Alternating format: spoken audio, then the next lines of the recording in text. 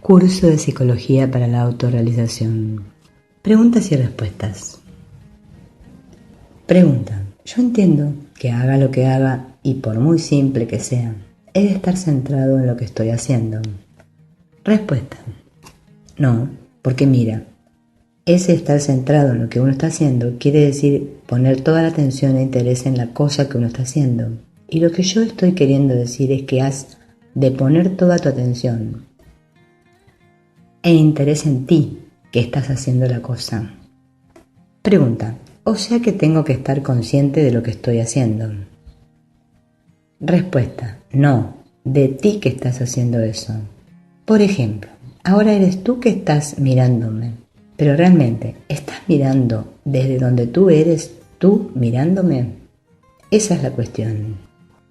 Pregunta. Cuando todo mi potencial se haya desarrollado, sí, entonces sí, pero ahora no es posible. Respuesta. No ahora. Cuando tú, por ejemplo, estás hablando con alguien a distancia, como me ocurre a mí a veces con vosotros aquí, y tienes mucho interés en entender lo que te dicen, pero no te llega la onda, y entonces estás escuchando, pero no escuchas nada porque no entiendes nada. Estás en una actitud de escucha, no estás pendiente de lo que oyes, porque no oyes nada. Por lo tanto, es una actitud tuya de estar tú ahí presente al escuchar. ¿Entiendes este matiz? Eres tú, tu conciencia de soy yo quien estoy escuchando. Centrarse es aprender a vivirse conscientemente como sujeto que ve, que siente, que conoce, que actúa. Allí, donde yo me doy cuenta que soy más yo mismo, que yo soy el ejecutor, el autor, por lo menos de momento, de lo que estoy viviendo. Es el sí mismo. Todo lo otro puede variar, pero en cambio, este sí mismo, que es el sujeto, está siempre ahí. El problema es que nuestra atención no está nunca ahí con ese sujeto. Nuestra atención se va hacia el objeto, el que sea, y por eso estamos siempre fuera de nosotros mismos.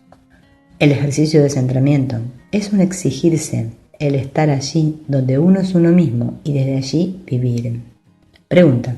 Lo que no veo es cómo uno puede autoestimularse para vivirse desde el centro. Esta estimulación solamente puede venir cuando uno ve clara la necesidad o la exigencia de ser más y más auténticamente uno mismo.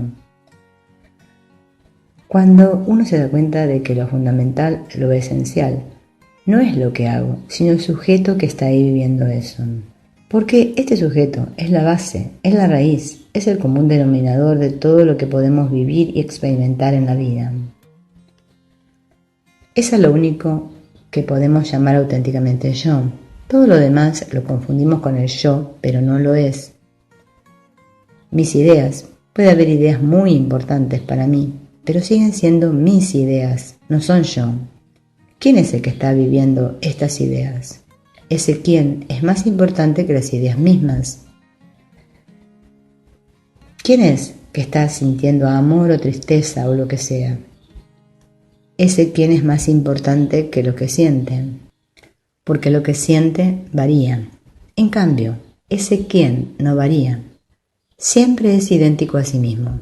Es la identidad, y no solo es que sea la identidad, es que todo lo que uno está viviendo está surgiendo de ese foco central. Toda mi comprensión sale de ese mí mismo que ve y comprende. Todo mi sentimiento sale de ese mí mismo que está sintiendo. De manera que los focos no solo son la identidad, sino la fuente de mi experiencia y existencia inmediata. Esa ha de ser la motivación. El darte cuenta de que vivas o no vivas experiencias grandes o pequeñas. Por principio tú no eres las experiencias, las sientes, pero pasan, en cambio tú permaneces. Entonces ese tú llega a ser lo fundamental. Pregunta, ¿pero se necesita una demanda para hacer un trabajo constante de búsqueda de la propia identidad? Respuesta. La demanda es la consecuencia de ver claro que lo único que tiene sentido en tu vida y de donde sale todo sentido, eres tú mismo. Pregunta. ¿Es mantenerlo como noción y de momento nada más? Respuesta. No. Es una evidencia. Si lo piensas con calma, si lo miras con calma, verás que toda tu vida está girando alrededor de algo que es un foco fijo, estable, y que si te pasas la vida mirando todo pero no descubres ese foco, habrás pasado de incógnito. Se trata de interesarte, de descubrir que el sentido mismo de tu existencia eres tú, que nunca encontrarás un sentido extraño a ti, porque tú eres el que está dando sentido o no sentido a las cosas.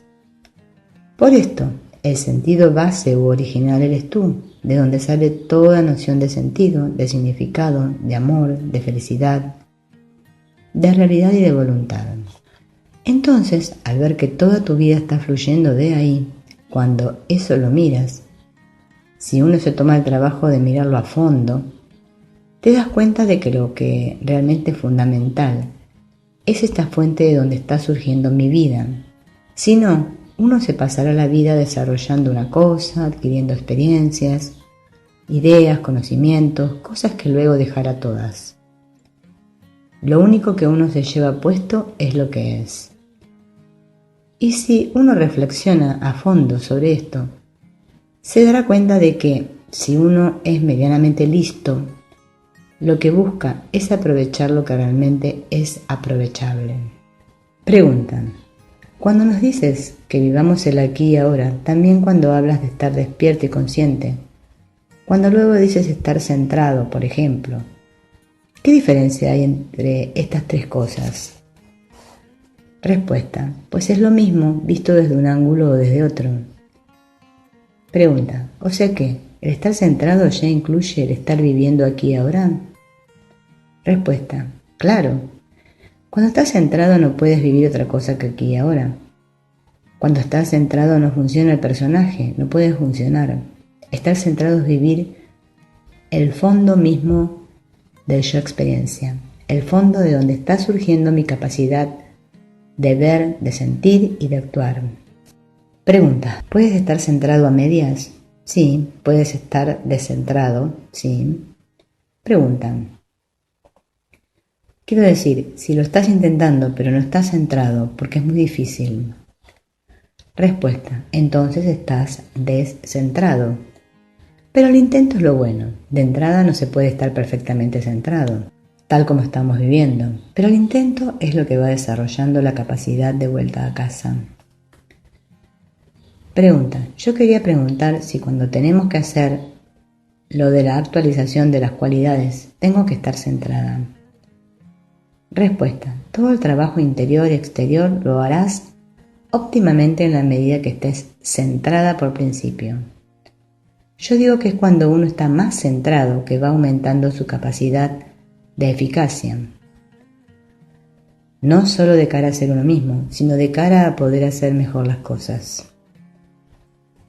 Pregunta: entonces, por lo que dices, estar centrado debe ser ver en perspectiva todo lo que te rodea a partir de ti, ver y sentir.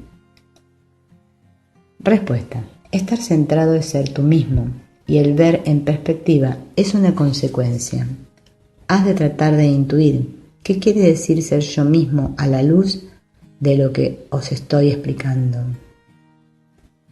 Pregunta: entonces, cuando estás centrado, ¿no intervienen las ideas?